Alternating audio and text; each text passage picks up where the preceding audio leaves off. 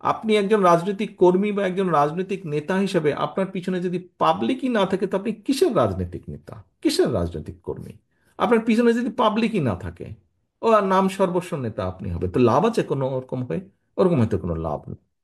আমাদের একজন রাজনৈতিক কর্মী হিসাবে আমাদের সবচেয়ে বড় সার্থকতা কি? যখন এই যে আপনি ঘর থেকে যখন বের হন, আপনি ঘর থেকে বের হয়ে ধরেন আপনার নাম হচ্ছে গিয়ে হিরণ কুমার। তো হিরণ কুমার কি আপনি একা শুধু? হিরণ কুমার কি আরো শত শত হাজার হাজার হিরণ কুমার নাই?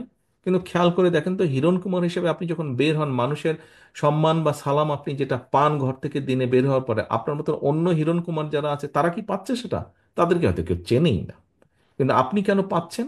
আপনি এই জন্য পাচ্ছেন যে আপনি এই দলের একজন নেতা, সেই জন্য কিন্তু আপনি সম্মান পাচ্ছেন, মানুষের 10টা মানুষের সালাম পাচ্ছেন।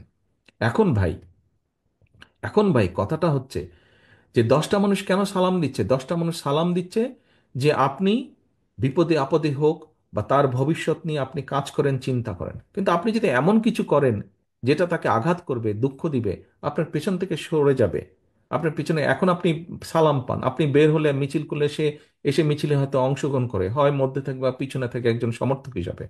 কিন্তু আপনি যদি এমন কোনো কাজ করেন যেটাতে সে আঘাতপ্রাপ্ত হবে, সে কি আপনার পেছনে থাকবে? সে কি পাবলিকটা আপনার পিছনে থাকবে? সে যদি না থাকে তো আপনি কিসের নেতা? আপনি কিসের নেতা? এবং এখন কিন্তু মানুষ অনেক সচেতন। এবং সহকর্মী বৃন্দ, আপনাদেরকে আমি একটি কথা বলি, এটা ব্যক্তিগতভাবে নিবেন না।